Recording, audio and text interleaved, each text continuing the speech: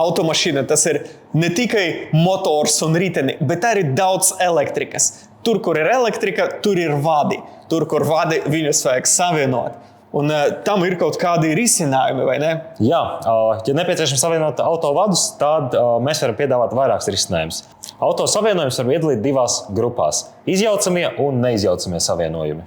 Tagad mēs sāksim ar neizjaucamiem savienojumiem. Jā, mūsu klāstā ir daudz veidu tādu, bet ir divi izteikti populārākie, divi savienojumi veidi. Lai pareizi uzstādītu šos te divus populārākos savienojumu veidus, mums ir nepieciešams karstums, attiecīgi tas būtu fēns, gāzes šķiltavas, gāzes lodāmurs vai turbo šķiltavas. Nevis visi kopā, bet atsevišķi. Jā, protams, kas jums ir ērtāks, kas paraucīgāks. Es iesaku noteikti lietot fēnu, kuram nav tiešās liesmas. Otram savienojuma veidam būs nepieciešams arī fēns un arī stangas izolētiem savienojumiem. Mums ir vads, kas ir jāsavieno. Šajā gadījumā mums ir vairāk izmēri šie te savienojumi līdz pat 6 kvadrātmilimetru vadam. Šis te vads ir 2,5 kvadrāti, attiecīgi es arī izvēlēšos 2,5 kvadrātu savienojumu čaulu. Atšķirīgs viņas ir pēc krāsas, attiecīgi katra krāsa uz konkrētu vada šķērsgriezumu. Lai uzstādītu šo vadu savienojumu, mums nepieciešams šādas te stangas. Un šajā gadījumā šeit pat pēc krāsas ir norādīts, kādai krāsai kāds savienojums ir nepieciešams. Mūsu gadījumā šis būs zilās krāsas savienojums.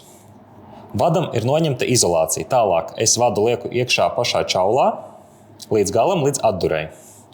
Savienojumu ielieku stangās un šajā te vietā viņus saspiežu. Kārtīgi līdz atdurei. Tāpat izdaram arī otrā pusē. Līdz galam, līdz atdurei. Un spiežu iekšā. Kad tas ir izdarīts, vads ir savienots, bet tagad mums ir jākarsē šis te apvalks, lai uztaisītu to savienojumu mitrumu drošu.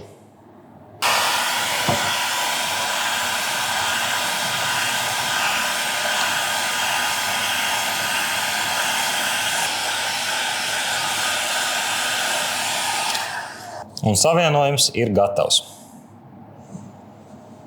Tas bija savienojums, kur vajadzēja gan stangas, gan karstumu. Tagad mums būs savienojums, kur ir tikai karstums. Iepriekšējais savienojums bija tikai mehāniskais savienojums. Šis savienojums ir kopā ar alvu. Arī šajā gadījumā ir dažādi izmēri savienojumi, dažādi izmēri vadiem. Ņemam mums nepieciešamie savienojumi, liekam no vienas puses vienu vadu, no otras puses liekam otru vadu. Tā, lai abi šie vadi krustojas šajā alvas vietā. Tālāk tikai un vienīgi sildīšana.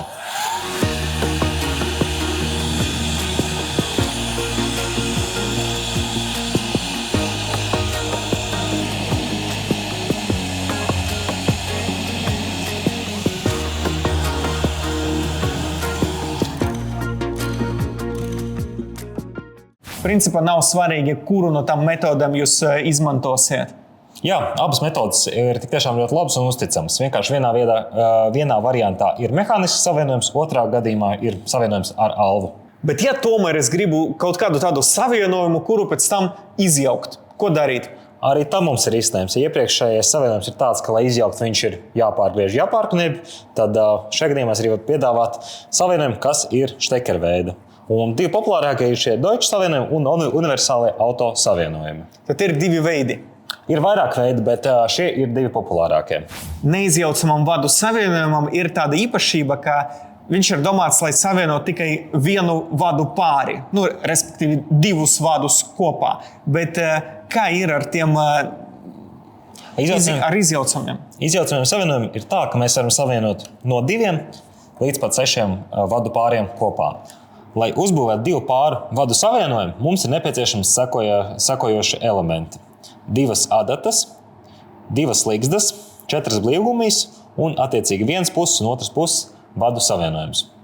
Virsū vadam uzliekam blīvgumiju šādā virzienā. Ņemam vadu spraudni un apliekam ap gumiju šo te ārējo daļu.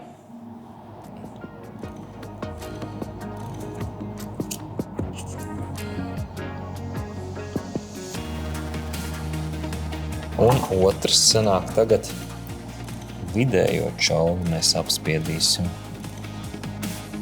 Tā.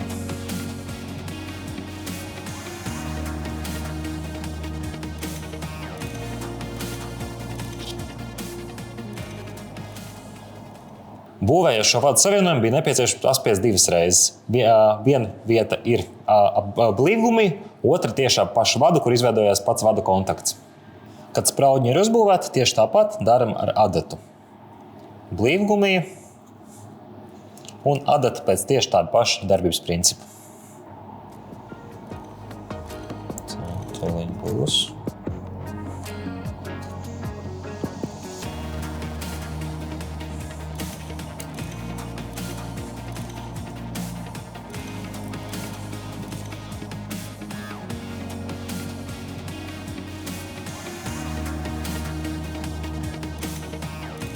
Sagatavotus vadus liekam iekšā štekerī līdz klikšķim.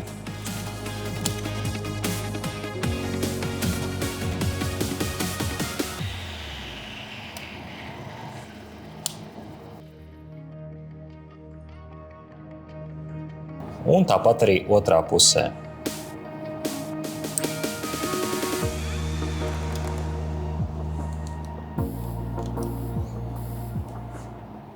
Kad vadi ir ielikti, uzliekam šo te sarkano plasmasu un iespiežam viņu līdz galam.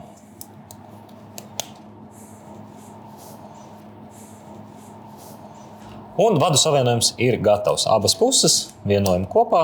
Šeit ir laba gumijas blīve, kas attiecīgi neļaus ne mitrumam, nekādiem netīrumiem netikt iekšā vados. Savienojam līdz klikšķim un ļoti drošs, kārtīgs vadu savienojums. Tā bija tāda tehnoloģija, pie kuras vajadzēja nedaudz piešauties. Bet tagad ir kaut kāds vēl vieglākais variants. Jā, vieglāks un varētu teikt, ka standartizēts ir šie Deutsche savienojumi. Šādi savienojumi parasti nāk auto papildu lukturiem un citām auto elektroiekārtām. Ieliekam savienojumu speciāli paredzētajās stangās un ieliekam vadu. Un apspiežam savienojumu. Tālāk ņemam šo te lielo vada savienojumu pusi un caur šo oranžo blīvgumī liekam iekšā vadu līdz klikšķim. Viens vads un otrs vads. Tālāk, lietojot spicklēbus, ieliekam šādu te ķīlīti, lai nofiksētu vadus iekšā. Otrā pusē tieši tāpat ņemam attiecīgi vadu un liekam cauri gumijai līdz klikšķim.